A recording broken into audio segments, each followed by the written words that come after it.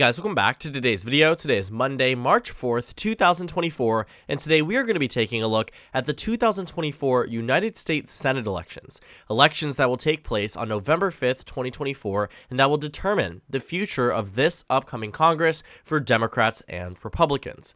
Now, taking a look at where we are at the baseline, this map has 34 open seats. Traditionally speaking, there are around 33 open seats, but Nebraska right now is having a special election which gives it 2 open Senate seats this election cycle. Now, looking at this map as well, there's one thing that might be clear to you just straight off the bat. There are significantly more Democratic incumbents up for re-election than they are Republicans. Currently speaking, Democrats in the last election expanded their majority to 51 to 49, which now has been reduced to 28 to 38, with 34 seats up for grabs. Point being, Republicans have around just 11 out of the total 34 seats here that are up for grabs in this election cycle. In 2018, this is the same exact map that was used then, as it does rotate every 6 years. And looking at where we are in this map, I also will say Republicans are expecting that this map is their best potential Senate map that could have come up this election cycle. Not the one in 2020, not the one in 2022, but rather the one in 2024 that again was used in 2018, 2012, and so on and so forth.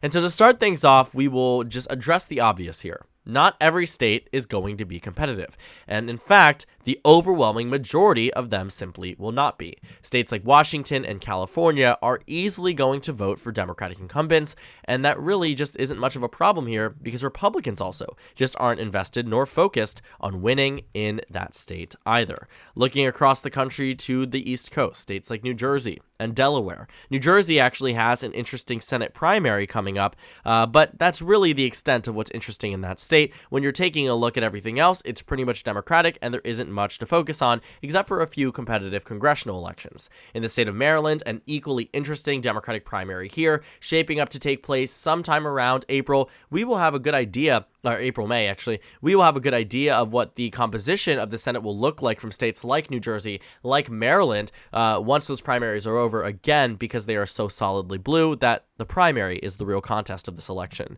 New York's going to be safe blue. Now, the state of Vermont has an incumbent. That incumbent is Bernie Sanders. He's an independent who caucuses with the Democratic Party. So for the sake of counting and the sake of this video, Vermont's going to be a safe blue state because that's how it actually works out when it comes down to the eventual election.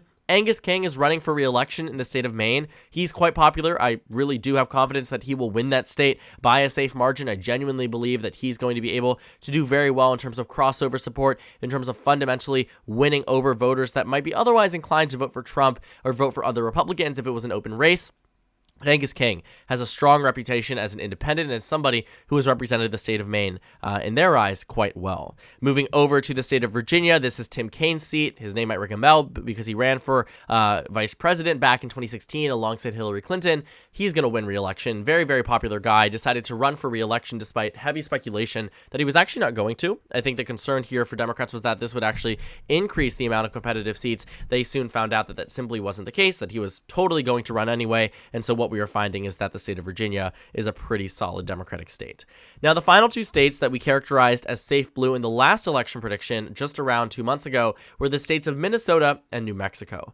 And I think because we've seen strong performances from these Democrats in the past, it made sense to characterize them as safe blue. But I think one thing that we have sort of come to understand too is that crossover support has been diminishing quite tremendously. I think this might be the last election in which states like Minnesota and New Mexico actually vote safe blue when the presidential margin might be a lot closer than that. I think Amy Klobuchar has a very, good amount of support in that state. When you take a look back too at her 2018 victory, we can actually take a look because I have a wonderful tool here. Amy Klobuchar won by around 24 points. Martin Heinrich won by around 24 points as well. And so, looking at where they were, again, the environment in New Mexico at the time was conducive for that safe Democratic victory because Gary Johnson was running as the former governor who had been a Republican, switching over to Libertarian, decided to run here as a Libertarian, split a lot of the Republican vote there, but Amy Klobuchar really built up to that 60% mark, enough to say I think in 2024, maintaining that level of popularity, which I genuinely believe she has. Minnesota is a safe blue state. New Mexico, I'm a little bit more worried about. And I think New Mexico for right now, until the GOP fields a very strong candidate in this race, I would still be confident in determining it to be a safe blue state. Looking at where President Biden was in 2020, he won by around 10 points. The Senate race there was arguably a lot closer, I think, to a lot more people's surprise. But I think looking at Martin Heinrich in the past, looking at where he is in this election cycle, it doesn't look like he's in a position where he's going to lose a state that Biden won by 10 points. And in fact, he may do tremendously better, as he has actually in multiple election cycles, outpacing where Democrats were expected to do in the past and where they have been and what they could do potentially in the future coming this November, because I genuinely think what we would also find is that New Mexico and Minnesota's margin of victories and Virginia and many of these other states actually would be higher for the Senate candidate compared to the president, which is very different than what we've seen in past election cycles. But that's pretty much it in terms of the states that we can characterize as safe blue. Now we're moving on to the safe red states. And I think from this point onward, you will start to see exactly why Republicans are so hopeful about where we are in this Senate map and what their chances are at winning back the Senate majority in 2024. And so to begin, Democrats are at 43, Republicans at a baseline are at 38. And it's only going to get worse here for Democrats. So Utah, Wyoming, Nebraska special election, Missouri, Tennessee, Mississippi, West Virginia, Indiana are all safe red states, including the state of North Dakota. And so West Virginia here is a unique point of interest because it actually is held by a Democrat. Anyone guess who that Democrat is? It's Joe Manchin, who is deciding not to run for re-election, and a lot of people speculate it's because he knows he would lose. After his 2018 victory of just 3.2% against Patrick Morrisey, arguably one of the lackluster candidates that we saw across the country, probably one of the worst, and who didn't do so well when it came down to campaigning. He did get the Trump endorsement, but Joe Manchin was very liked, very popular across the state. But his margins had clearly decreased quite significantly in years past. His first election was in 2010, a special election in which he won by around 10.1% in a year at which Republicans picked up so many Senate seats. I mean, they went from Republicans being down 59 to 41. 59 to 41. Take a look at this map. South Dakota, safe blue. Arkansas, safe blue. It's fascinating, if you ask me. Then you move over and take a look at 2010, and it flips, right? You have states like Connecticut down to being 12 points. States like Illinois flipping red, right? Colorado, extremely close. California being only 10 points. This was a rejection of President Obama, but in the state of West Virginia, Joe Manchin won by 10.1%. And so then 2 years later, though, does phenomenal, wins by 24 points against the same exact Republican who ran against him in the last election cycle. But then came 2018, a reckoning point for Missouri Democrats, Indiana Democrats, North Dakota Democrats, Florida Democrats, because by the next cycle, what we saw was that it flipped red in all of those states. Florida, red. North Dakota, red. Missouri, red. Tennessee, red, obviously, but that wasn't interesting, so I mentioned it because I was thinking about Nashville the other day. Indiana, red. And so it really showed to, I think, the public, to Democrats and Republicans, that no matter, how it was in the past, sometimes polarization gets the best of even the strongest of incumbents.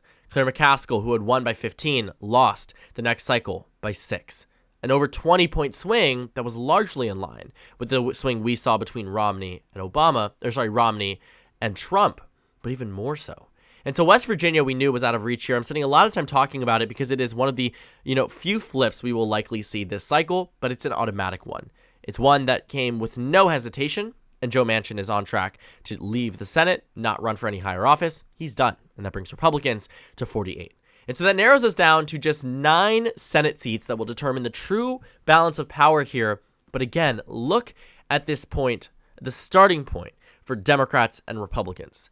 Democrats are at 43. Republicans are at 48. And honestly speaking, the states that Democrats would need to win to maintain their 51 to 49 advantage are extremely heavy lifts. States like Florida, which just voted in the last election cycle for Marco Rubio by 16.4%. States like Texas, which voted in 2020 for John Cornyn by 10 points and voted for Donald Trump by 6 points in that election. And Texas is one of the, most long-standing, largest Republican states. Democrats, however, are defending territory in a significant number of Trump states from 2016. These are states like Wisconsin, Michigan, Pennsylvania, Ohio, Montana, Arizona. If Donald Trump was to win all of the states he won in 2016, the Senate map would be 54 to 46. Not good for Democrats in the least bit. But what is good for Democrats is that actually doesn't seem to be where we are today. Democrats have a very good shot at winning in some of these states, and those are states that we like to call likely blue and likely red. States like Wisconsin and Pennsylvania, where Republicans arguably don't have top-tier candidates in these races. I think what we saw in 2018 was that a lot of them were treated at some point like top recruits. Leah Vukmir, who the Republicans were swearing up across the country would shock the nation and defeat Tammy Baldwin. People like Lou Barletta, who was in Congress, who ran for governor actually just 4 years later, somebody who had been known across the state, flopped, right? Bob Casey won by 13.1%. The only real star recruit here was John James, who's now in the United States Congress and doesn't want to give up that seat in order to run for Senate. But when I take a look at who Republicans have in this cycle for Wisconsin and Pennsylvania, businessman, billionaire, California, Connecticut, blue states, states outside of where they're from. Republicans have fielded a bank owner from the state of Wisconsin. Republicans have fielded a businessman from Connecticut for the state of Pennsylvania. Right? What we have seen here is a fundamental problem in that they are outsourcing their candidates because they had nobody good on the inside. Genuinely, when you take a look at the list of people who declined to run against Tammy Baldwin, the list was extensive. Representative after Senate majority leader, out of House majority leader, out of representative, it's so on and so forth. Same thing in Pennsylvania. They couldn't get anyone besides Dave McCormick, right? They couldn't get anybody that was super strong. I do believe Tammy Baldwin and Bob Casey, based on the numbers that we see and based on their prior election performances, that they win both of these states by likely margins. That's where I'm at. Wisconsin, Pennsylvania. I'm moving Pennsylvania over from lean blue to likely blue. Bob Casey has been outperforming those polls tremendously, right? Doing significantly better amongst the same electorate group that wants Trump, that wants Bob Casey by 10, Bob Casey by 9. That's a good place to be as an incumbent Democrat and a very good place to be, especially in this election cycle. Same thing can be said for Tammy Baldwin. Now, Republicans, of course, have their own likely states. I actually think it is contained down to the state of Florida. I think Texas will be surprisingly closer than people expect. I think what we've seen with Florida is that it has moved so far to the right, the Democrats might be able to chip at it, get it down below safe, but Rick Scott's going to win somewhere around 10 points in that state given his level of popularity and his electoral history, which might have been closer, but the same thing with Ron DeSantis, who won by 0.4, or 0.2 actually. No, 0.4, that was the governor's race, ended up winning by over 20 points in the next cycle. I think Florida is a little bit too far gone for Democrats, at least for this cycle. And so that brings us 49 to 45. The remaining states, though, won't share a likely characterization with any of these other states. These remaining states are all going to be decided by lean or tilt margins, meaning they are going to be very, very close, and honestly could be swung either way between now and November.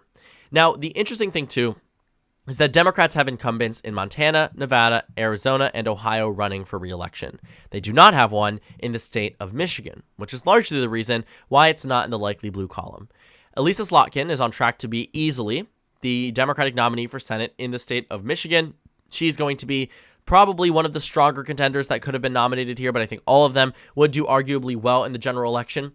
I think Democrats do maintain their victory status in the state of Michigan. I don't think it's a fundamentally red state, and I think what we will find is that President Biden will likely be performing worse than some of these Senate candidates, and I think Michigan is one of those cases. Now, for Donald Trump, I think also we will find that, he will do better than what we will see Ted Cruz do in the state of Texas.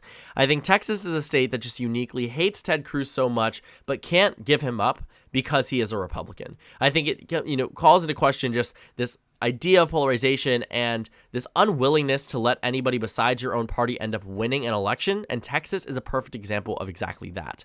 Texas is a state where Republicans have really tried to maintain this dominating presence and have done so, but have seen cracks in their ability to maintain this super, super strong, formidable, and impenetrable wall that eventually will absolutely be penetrated, but in that, ignore that. But on the state of Texas front, right, you're looking at it with Ted Cruz, who's a very, very unpopular senator.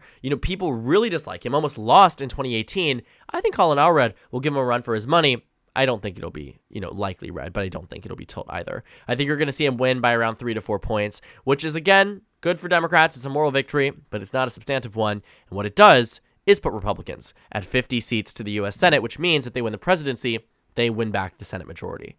Taking a look, though, at Nevada and Arizona, Jackie Rosen, I think, is an underrated candidate, and we do know that Ruben Gallego probably would beat Carrie Lake just as she lost in 2022.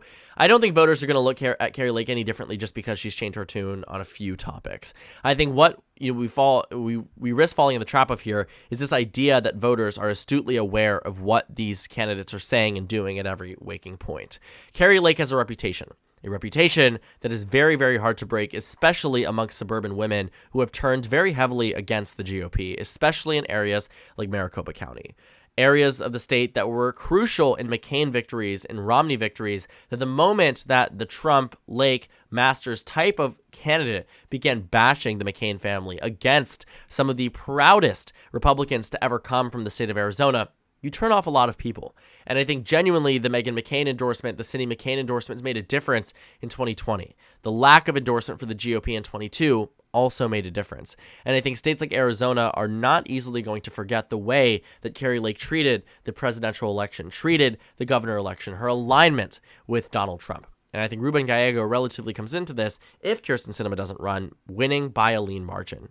In the state of Nevada, Jackie Rosen, again, I genuinely believe is underrated. I think she has come into this with a strong performance in 2018, defeating a Republican incumbent who had been perceived much more like a moderate, much more closer to the center, better for Republicans compared to what they're putting up now. And yet she did very, very well. Nevada, I think Jackie Rosen is on track for victory as well, and that brings Democrats up to 48. Now, in these final two states is where I have really seen the most internal struggle with, right? I think Bernie Moreno in the state of Ohio and Tim Sheehy in the state of Montana, Republicans could have had better candidates.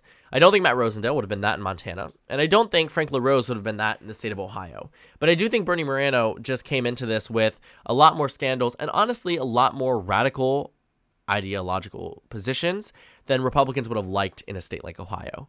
Donald Trump will probably win the state of Ohio, but I don't know about the Republican nominee for Senate.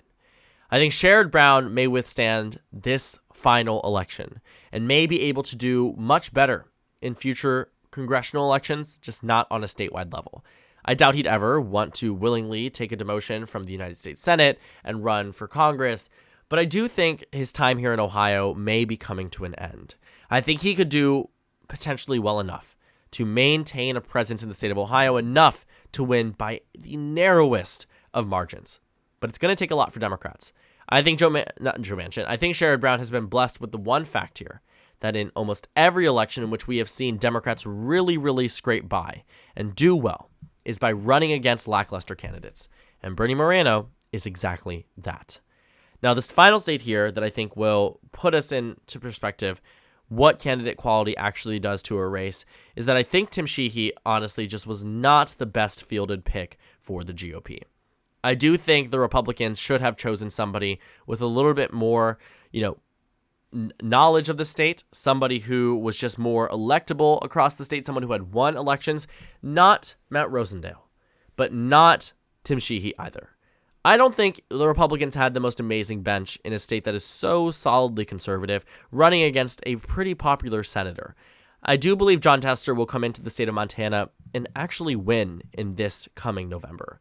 I think what we've seen consistently, too, in opinion polling, very similarly to what we see in Ohio, to what we see in Pennsylvania, is that amongst the same group of people that want Donald Trump to be president, and very heavily so, in Montana, the same polls that show Donald Trump winning by 16 to 21 points, they have Jon Tester ahead by 7, 8, 9 points. I mean, you are talking about tremendous crossover support that I don't think will pan out to be a 9-point victory on Election Day. Just take a look at my characterization. But I think there very well could be a victory point, the same way that we saw Steve Bullock win re-election or re-election to the governorship in 2016 on the same ballot as Donald Trump. I could easily see here that you find Jon Tester winning re-election in the 2024 Senate race. It'll be very close, exceptionally close. One of the most important Senate races. But what it brings us to is a tie, which means this all comes down to the presidential election and who's vice president come February 2025.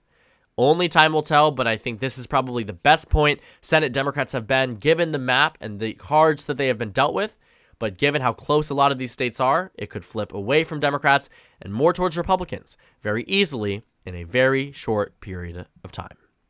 So thank you guys so much for watching this video. Make sure to comment down suggestions below. Subscribe on the left if you haven't already, and check out the Instagram and Twitter. At the bottom left of the screen, there's also a Discord server for you to go ahead and join. On the screen, there's a video you can watch, and then a playlist for my 2024 Senate election analysis videos. Again, thank you guys so much for watching, and I will see you all later today.